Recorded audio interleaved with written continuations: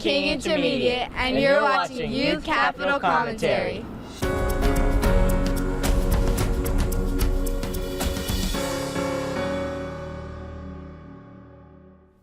I'm James Tokuda from King Intermediate with Olelo, here with Senator Laura Thielen from District 25. So I just had a question. What is your plans for this legislative session? Well, I'm one of the co-conveners for the Hawaii Women's Legislative Caucus, and we are, I think, the oldest women's legislative caucus in the nation. And each year we focus on bills that prevent violence against women, women and children's health issues, and gender equity like equal pay and family leave. So we'll be doing a series of those bills.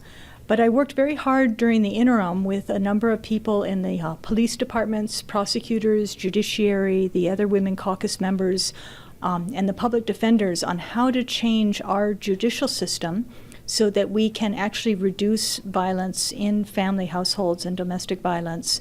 And so it's been very exciting to do that project, and we'll have some legislation, but also just some changes in the way cases are managed so that it's easier for people to get through the system and easier for people to get help. Mm-hmm. What is your opinion on equal pay? Well, we don't have equal pay, and a lot of people claim that's because women do different work than men. But we've taken a look at studies, and the studies say same profession, women doctors are paid less than men doctors, every single profession, every single age group, every single education level, every single ethnicity. So to me, it's not a coincidence. It's that women are paid less. And I think we need to change that, and it would actually give a pay increase not just to women, but to all of Hawaii families. So the mothers, the children, the husbands, everybody would benefit from having equal pay in Hawaii. Before we wrap up, is there anything you'd like to say to empower people to vote for you in 2018? Oh, well, I'm actually not up in 2018, so I would actually rather empower people to get involved in the legislature. And I know a lot of people are cynical about, why bother testify? They don't pay attention. I can't tell you how many times I've looked at testimony and it's pointed out something in a bill, because sometimes we're voting on things we're not that familiar with, like condominium associations or taxes or whatever.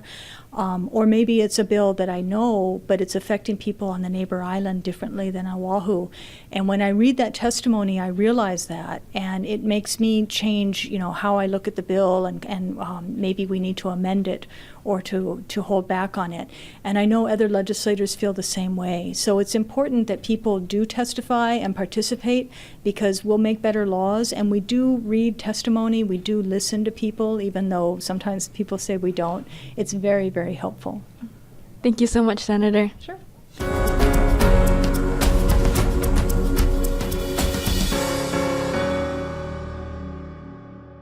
Hi, my name is Marley DeMello, here with King Intermediate.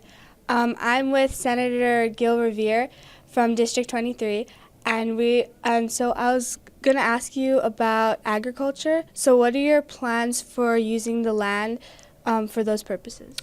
We have a great opportunity, Marley. Thanks for asking me. We have a great opportunity to revitalize our agriculture lands for food production, and that's what everybody's wanting nowadays. We import too much food. We have the land, we have the people, some people willing to get out there and grow. And so I'm working to preserve the land primarily. A lot of it is for sale. A lot of developers want to build on it. And we need to protect those lands until the farming community can catch up and benefit from those lands. So what got you started with like wanting to do that kind of things? Well, I represent our district, Senate 23. You and I are probably both in the same place. It goes from Kaneohe to Kaena Point all the way around to Kunia. So we have most of the agricultural lands on Oahu, and it's a natural that if we're going to keep the country, which everybody seems to want, then we need to find a viable way to use the country lands in appropriate methods and reasons. So what's an example of something that you want to do to take the next step in this? Well, we have a pretty dynamic agricultural program that Senator De La Cruz is leading up in Whitmore area and Waialua. But the other areas that I'm directly working on now are bills to prevent the subdivision and removal of agricultural lands from agricultural uses. Okay. Well, on that subject of preserving lands, what are some things that you want to do with beaches and to preserve water and making sure that they stay clean and healthy? We have the ocean is persistent and it's coming, and with sea level rise and erosion, we've got some real concerns with our highway infrastructure. Ka'ava, as example, is there's not much beach left. So taking that as a lesson, we look at Laniakea and Chuns on the other side of the district, and we have a great opportunity now to relocate the highway and save and stabilize those beaches.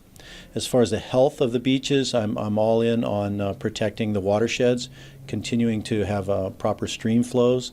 Without fresh water going into the sea, we don't have fish, believe it or not. So I devote a lot of energy to protecting the lands, conservation districts, and nearshore waters. So what are some goals that you have for that?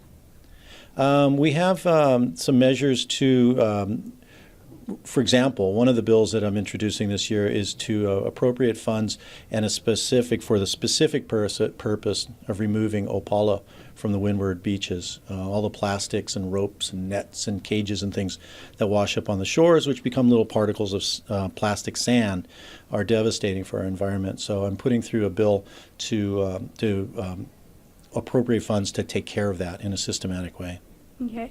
So there's an upcoming election. What would you like to tell your constituents to when they vote? I would tell them to look for somebody whose heart and soul is in the district, somebody who is out there day in and day out working for the community, volunteering, not always looking for the headlines, but somebody that's that they can count on, that they know is true blue and their heart beats for the district. Thank you for sharing today. Thank you. It's been my pleasure.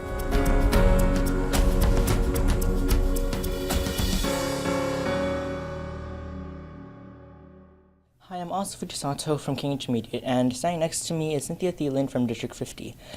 Now, many people, I think, might be wondering about the false missile alert that was spread out across the islands on Saturday. Absolutely. On my cell phone, this alarm came up, and it said, "This is not a test." And I knew from the state civil defense coming to our Kailua community that we had no more than 20 minutes at the most to shelter in place. My 2 young grandchildren were with me, and we immediately went into the hallway. We brought in the water supplies.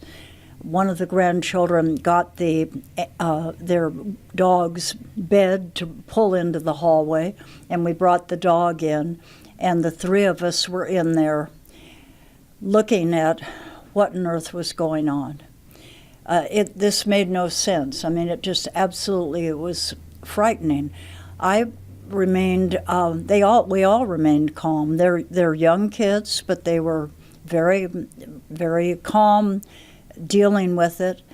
And as we waited to find out what on earth had happened, it is absolutely inexcusable that the state administration took nearly a half an hour to notify us all that it was not really for real.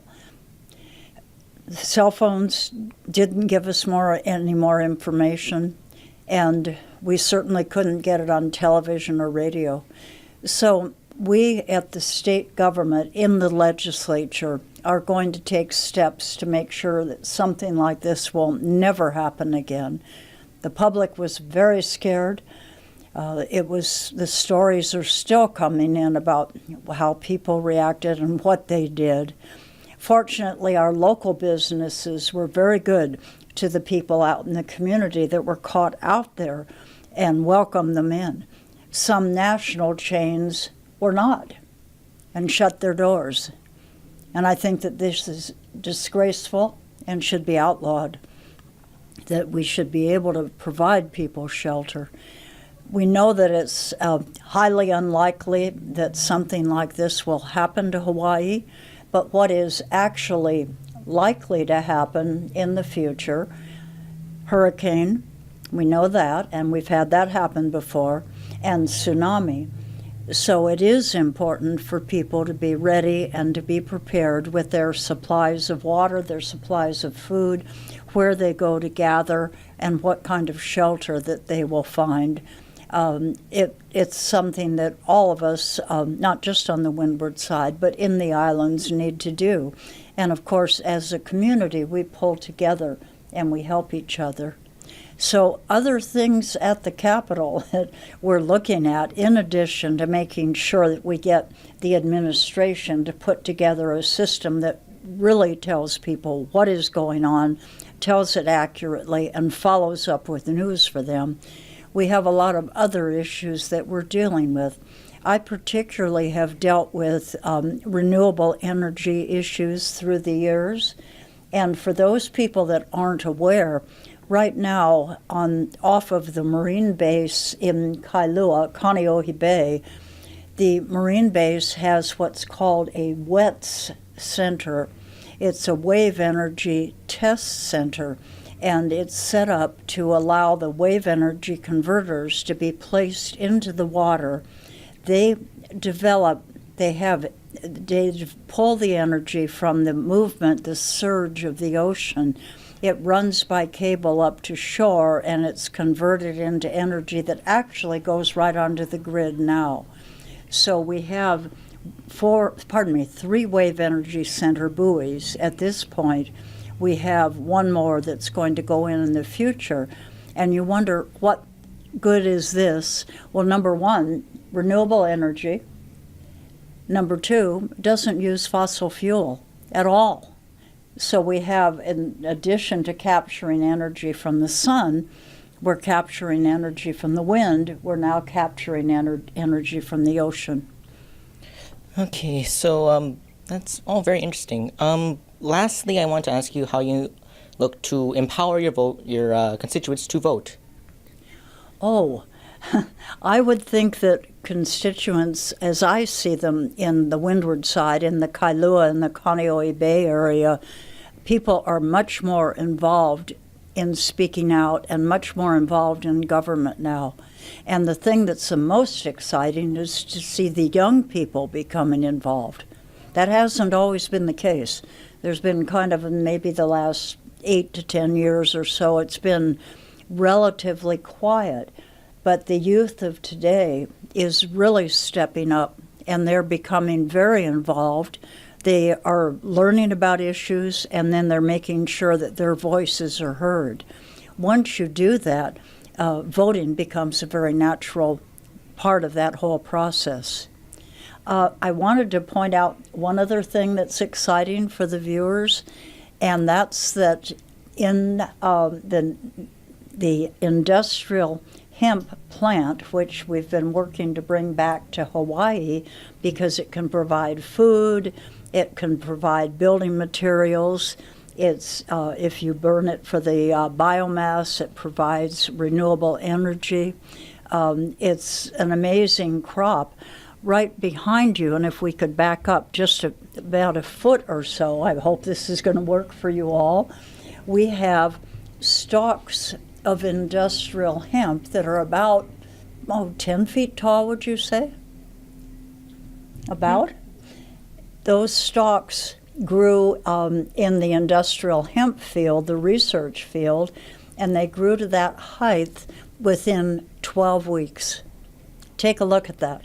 12 weeks of growth, and you almost could sit there and see it growing. So it's a wonderful crop for Hawaii. It's being reintroduced, and it's something that the entrepreneurs in the islands will be able to use different parts of the industrial hemp plant and maybe make the building materials out of it, where you replace drywall with hempcrete, be able to make the food products, and be able to use the oil for therapeutic reasons.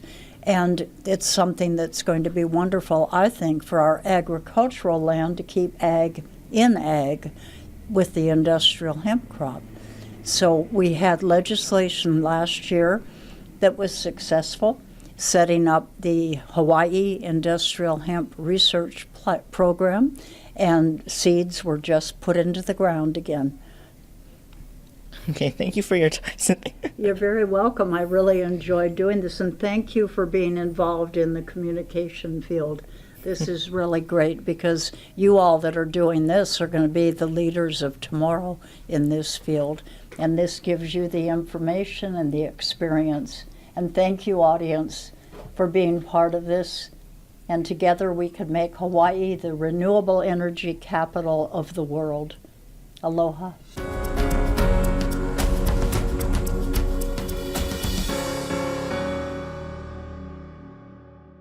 I'm Asa Fujisato from King Intermediate, here today with Mike. Now tell me, what are you here doing today?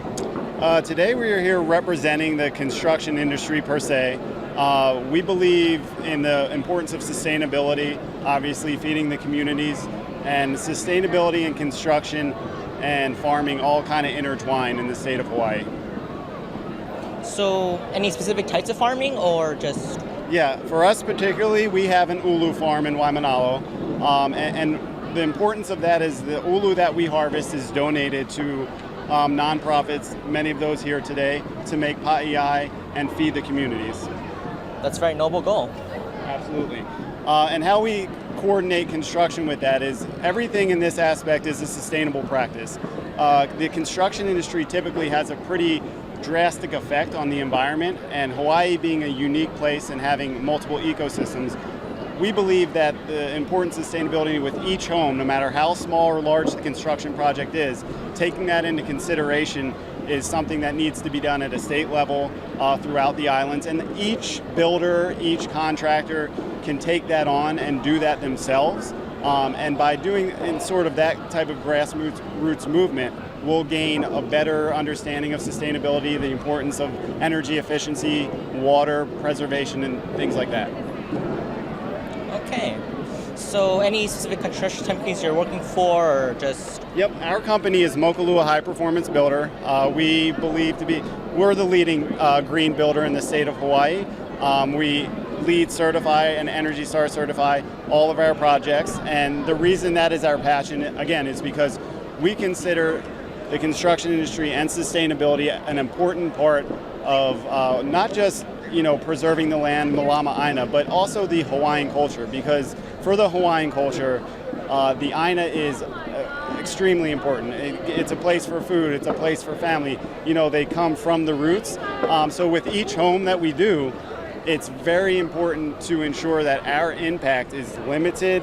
There's very little stormwater runoff and a variety of other practices that are incorporated in that LEED and Energy Star certifications.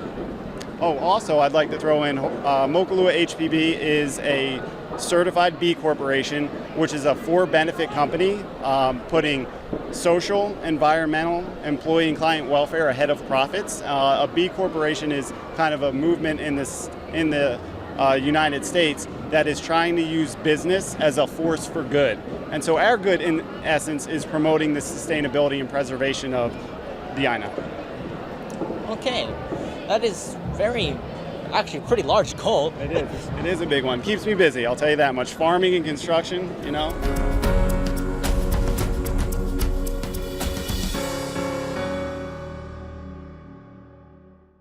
Hi, my name is Marley from King Intermediate, and I'm here with Representative Linda Coit from District 13.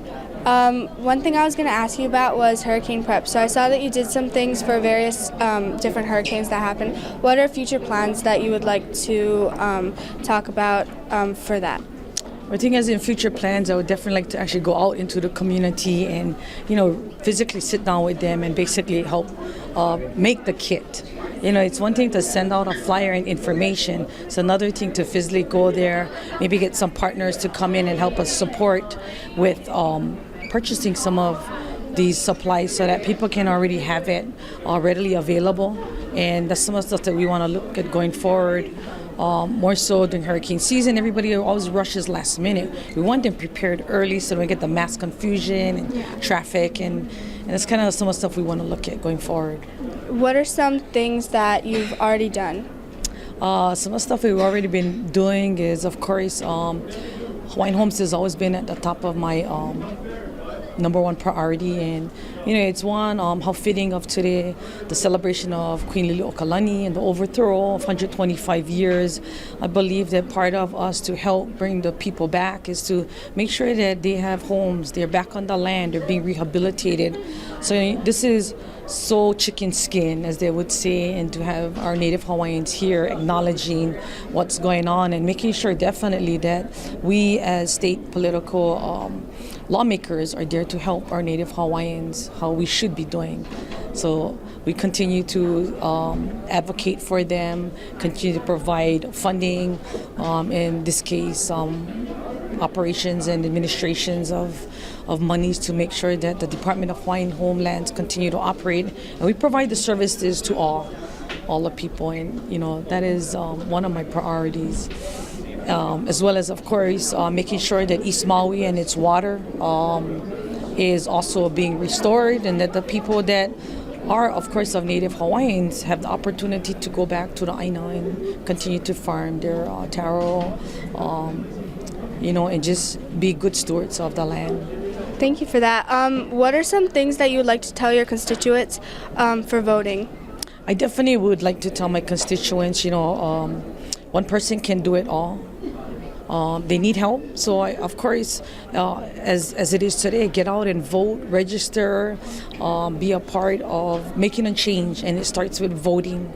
We can stand by and just let things pass us by. But if you get out and vote, you really have a voice, and encourage your family and your friends to register to vote. Well, thank you so much for sharing. It's nice to meet you. Thank you. Mahalo. Thank you.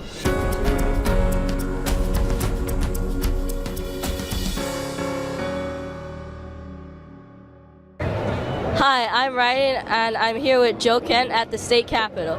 So what are you doing here? Well, I'm part of the Grassroots Institute of Hawaii, and we look at government matters, and we're a watchdog for the public. And so I'm just being a watchdog. I'm looking at what legislators are doing and trying to open transparency so that the public can understand what's going on with their tax money. Okay, so what are the issues that you want the legislators to solve here? Well, the big issue right now that everyone's talking about is homelessness. That's a hard one for legislators to solve because right now there's only a limited amount of land that is legally allowed to build on. Actually, it's only about 4% of the land that people are allowed to build on. So, one solution could be to open up a little more land for some folks to build on, or to let people build a little higher, or whatever they want.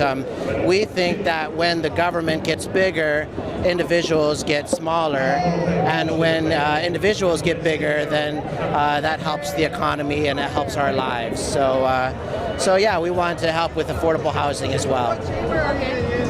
Thank you for your time. Thank you, Ryden.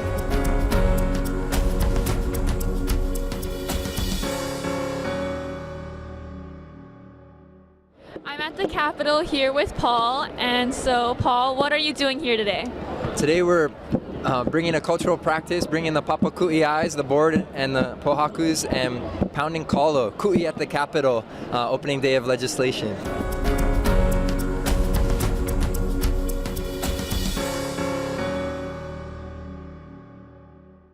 Hi, I'm Asif Sato from King Intermediate, and sitting next to me is Senator Kalani English from District 7. Now, one of the things I noticed that you're working on is higher education. Could you elaborate more on that? Yes, so we're promulgating the 17 United Nations Development Goals, which is a global effort to deal with everything, 17 areas, but it really covers everything from education, housing, food, poverty, gender equality, life below the ocean, life on land, climate change, partnerships, access to justice. And one of them, number 4, is dealing with education. So the global effort is to assure everyone of access to education. In Hawaii, we're very fortunate because we have a very good system in place compared to the rest of the world. And we have access for almost everyone to education, in our case, free education, up until the 12th grade. So, our goal is now to try and help to enhance that, to help people to go into higher education and to enhance the quality of the lower grades of education, high school and below. Are there any examples that you could give us? Well, okay, so right now we are starting the session. We're beginning the session, so the legislators are just introducing the bills. My job, I have to read every single bill, so about 3,000 bills that come in. If you ask me that question after the deadline, a day after, I can tell you about every bill. But right now, I'm not sure what the other legislators are introducing. As part of the majority agenda, the majority legislative program, we will be introducing a bill implementing number 4 of the UN Sustainable Development Goals. So that bill I've introduced, and most of our members have signed so far. But that's really to set the framework to measure outcomes and how we meet these goals. So another one of the 17 ones that I noticed was number 1, no poverty. Could you elaborate? Yes. So we are looking at raising the poorest amongst us out of poverty. And again, compared to the rest of the world, Hawaii is actually quite well off. But nonetheless, we still have poverty. And the idea is to make sure that those in poverty get proper food, proper education, proper access to advancement, and access to work and good health care. And in order to do that, we have to make sure that the groundwork is laid so that we have a strong economy and people can build a foundation out of poverty. So lastly, I want to ask you, how are you going to empower your constituents to vote? This is something that they have to do all by themselves, because voting is a privilege in America, and it's one that's guaranteed to every citizen. It's up to each citizen to take that privilege and exercise it. So, I encourage everyone to vote and to register to vote, to take the opportunity to vote, but we cannot make it compulsory. Some countries in the world, you are required by law to vote. It is illegal not to vote. We cannot do that. So we rely on a voluntary system that people have a right to vote, and it's up to them to do so. Because many people choose not to vote, and that's their prerogative. Thank you for your time, Senator. Thank you very much.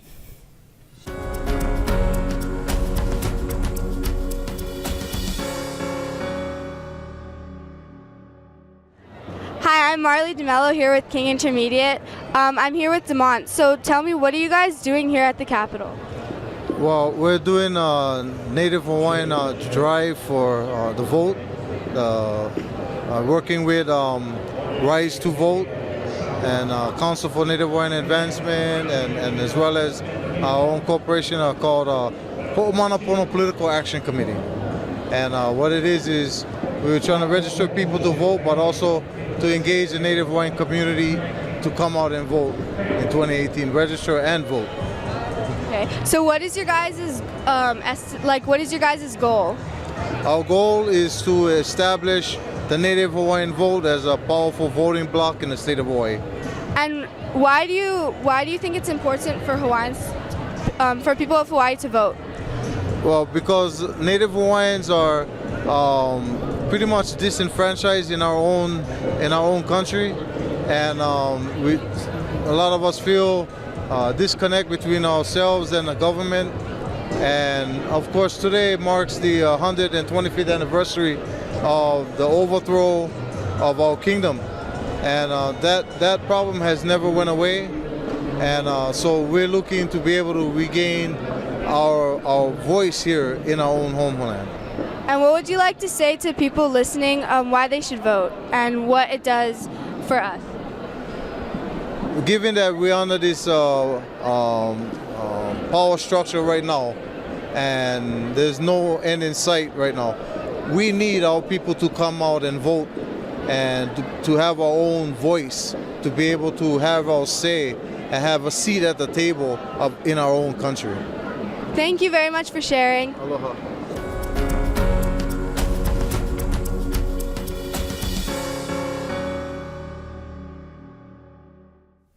Hi, I'm Ryden from King Intermediate here with Olelo. I'm here with Representative Ken Ito from the 49th District. So, Representative, what is your favorite part about your job? My favorite part about my job is being able to meet with people like you folks, young people. As you know, I'm a former school teacher, and I taught for 17 years at Kalani High School, and the next 7 years I was at the Honolulu District Office. And during my time, I always was involved with students. I love students, and the big reason actually I ran is because of students. I wanted to see the students get better facilities, better, modern facilities. I wanted students to get good teachers, get good media, like going into technology, so the students can be able to use this equipment. As you know, this world right now is globalization. To compete in this world, you got to be ready. You're competing against the whole world. Also, you also have technology. You have to use technology. We also have entrepreneurship, and with that comes with innovation and creativity. So I'm very glad you folks are here today. I'm very impressed with what you guys doing. I wish I had the same thing when I was in high school. Okay, so what do you think would be your... Oh, dang. Stay where you are. Yeah, you got it. So, what do you think would be the most difficult part about your job? I think there's actually, I don't see anything difficult.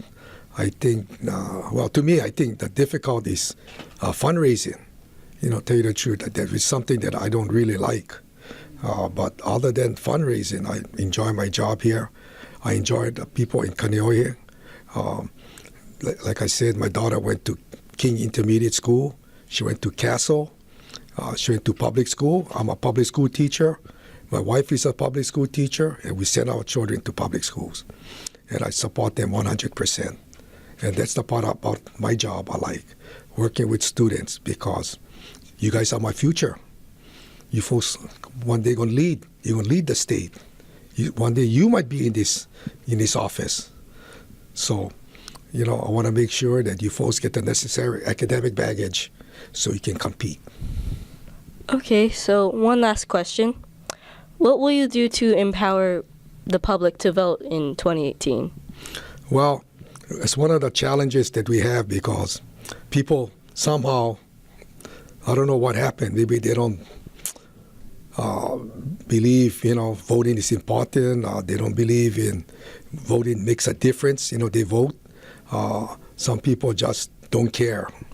But I tell you this right now, voting is one of your rights. People fought and died so you can vote. That's America. I'm a veteran. I was in the Air Force for 4 years. And a lot of this military, we fought for the simple reason you can vote. Some countries you cannot vote. You get dictatorship. It's terrible out there. But if you can vote for the leaders that you want and believe that they're doing the right thing, that's how society can change. Okay, thank you for your time. Okay, thank you.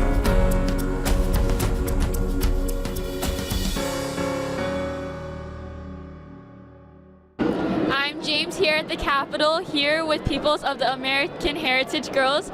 So here we have Sophia, Addie, Maria, and Sophia again. So what do you guys plan on doing here today?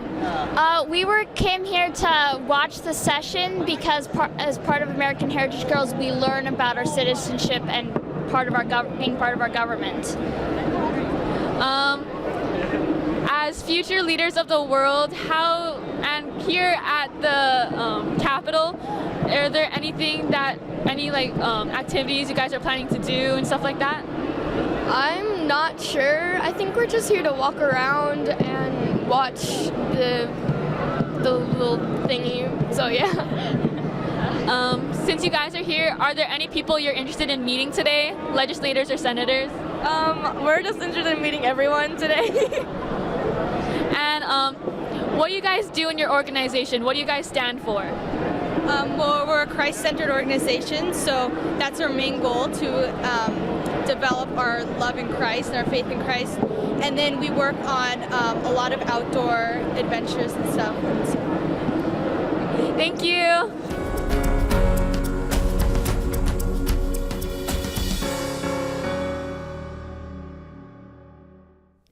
I'm James Tokuda from King Intermediate, here with Representative Jarrett Kaneohe from District 48. So what are your plans for this legislative session? Well, I think the two big priorities that we're going to have are trying to encourage the construction of more affordable housing and trying to help find better ways for the homeless population to get services so that we can get them off the street. And do you think there's a delay or lack of public employment? And if so, what are your plans to help that? I don't think there's a lack of public employment. I think that there are often delays in trying to find good people to work for the state, in part because it's easier to make more money sometimes in the private sector. And then I think sometimes it's complicated to work for a state government. The process is slow, and so sometimes people can find better opportunities outside of state government. So it's something we got to work on. And lastly, what do you have to say to encourage more people to vote? Well, it's really easy. It's not as difficult as people think. You fill out a form and they can mail you the ballot. Nowadays with social media and the internet, it's so much easier to research who the people are that are running to represent you. And I think that's something people should remember, is that these folks like me are picked by the community to come and speak for them, at the legislature. And that's really important and it matters. So yeah, give it a shot. It's not that difficult to do. It's not going to result in you having to do jury duty. You might get called anyway. So yeah, I think it's worth it. Thank you so much. Thank you.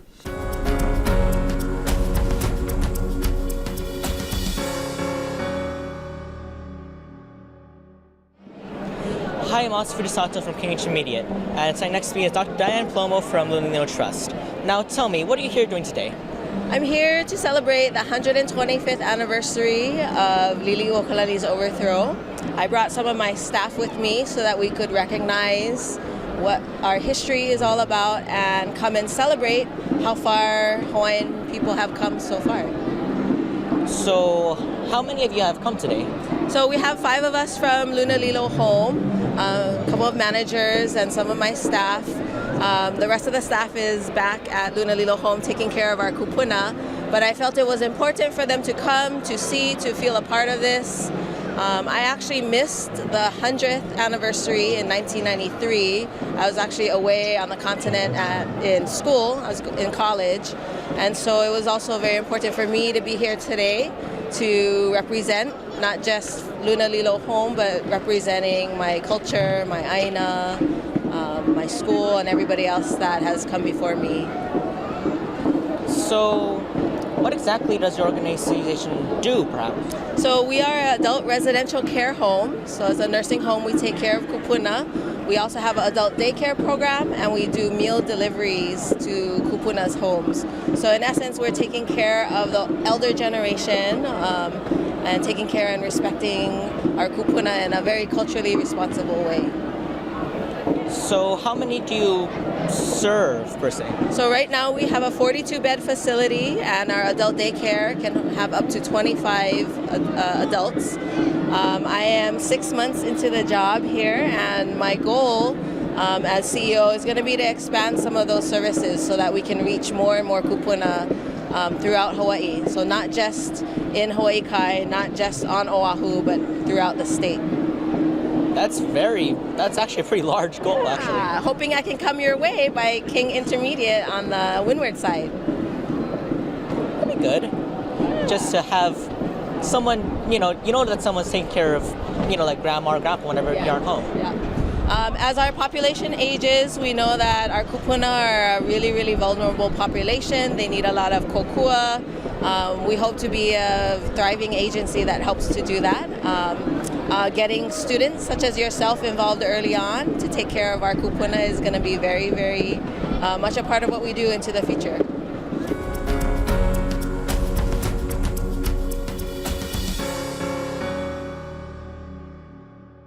Hi, I'm Ryan and I'm here with Makali'i at the state capitol. So, what do you plan to do? For the celebration of the Queens, my heart goes out to the Hawaiians, and my plan is to study the Martin Luther King equal rights, because I was born in 1963, and my mother is Ulani Bernie of Kahana. She's a former House representative, and she's a Hawaiian activist. So my kapuna carry on for the next generation is to take care of my mom, and to be a righteous leader, and to obey the laws, and to help my mom, and carry on the children. And I do a lot of cultural events in Kahana.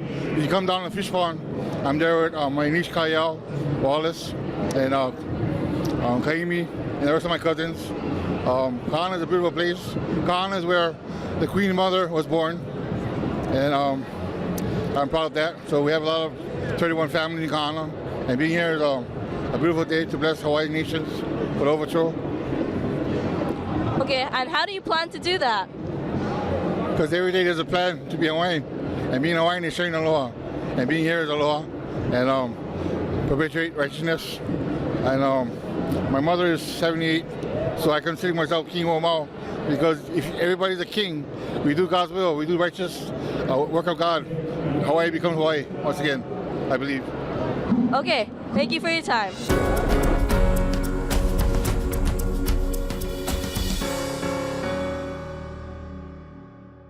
Hi, I'm Raiden Matsuya from King Intermediate and here with Olelo. I'm here with Senator Jill Takuda from the 24th District. So, Senator, since you are a member of the Human Services Committee, what is your plan to deal with the homeless in your community? Well, homelessness is a big issue for us statewide, and I think especially on the Windward side in Kaneohe, we see our homeless neighbors there, right there on the street, and it's something that we really know that we have to address. It's not something that will be taken care of with one simple program or any single amount of money. It really has to deal with a continuum of care that we provide to individuals, because the reasons they're homeless are for so many different reasons. And so for the last few years, we've really been focused on making sure that we put millions of dollars more than we have in the past towards things like rent supplement, so that families and individuals can make sure that they pay their rent and don't become homeless.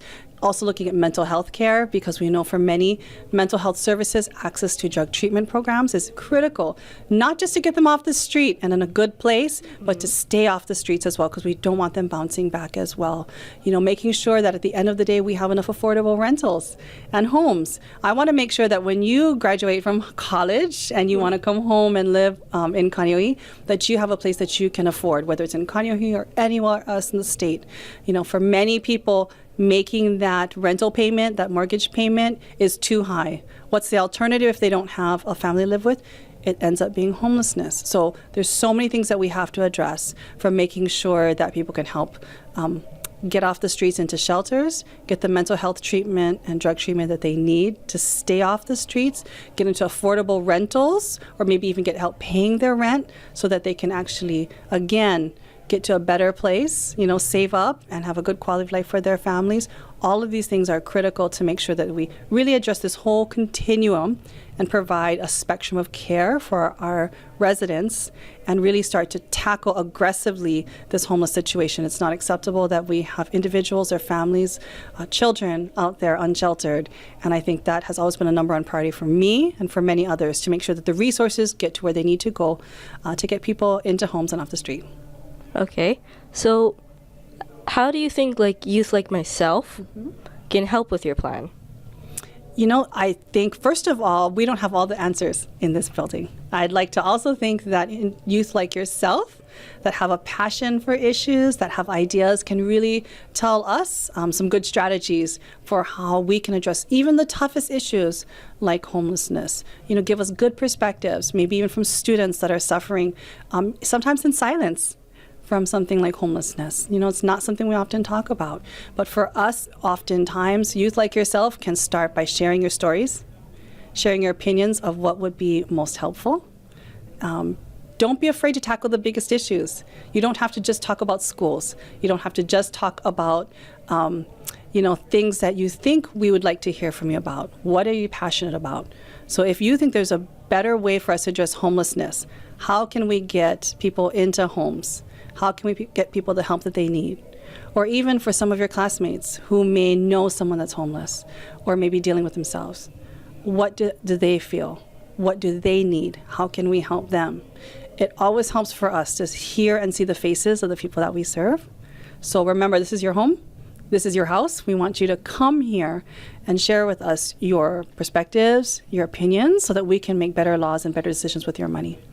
Okay, and one final question. Since 2018 is a new voting year, how will you empower your constituents to vote for you?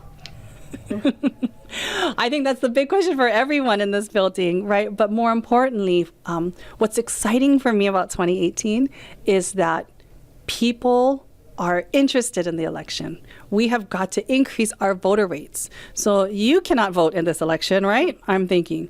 But what happens the day that you can vote when you're 18? What are you going to do? Well, I'll probably vote. You'll probably vote. No, I want to hear an affirmative. I'm going to vote, right? Right. Right. Okay, because I'm going to find you and make sure that you vote. I think for myself, more than even how am I going to make sure people vote for me, that's always important, yes. But more importantly, how are we going to make sure that we get a vast majority of citizens out there to the polls, registering to vote, and voting on site? This is the first time in our state you can do day of voter registration. No excuses now. You can't say, oh, I forgot to turn my form in. Oh, I live in a different area now. Go to the polls. Register and vote if you haven't already. If you don't like driving, then absentee ballot. Up to 7 days prior, you can request it. It'll come to your house in the mail, and you can fill it out and mail it in. To me, getting every citizen excited about the fact that what happens here matters to them, that's the most important thing. So getting people excited, getting them voting, that's what is really exciting to me. Now, hopefully your parents vote and your grandparents vote. Just keep nodding, because I know regardless of whether they voted or not in the last election, you are going to help me make them all go out and vote. That's the first and foremost most important thing. And I think that's what all of us here are trying to do, is get people excited about voting, get them to the polls, because it matters in terms of what happens here and how they express their votes at the polls. Okay, thank you, and thank you for your time. Thank you. Thank you for watching Youth Capital Commentary.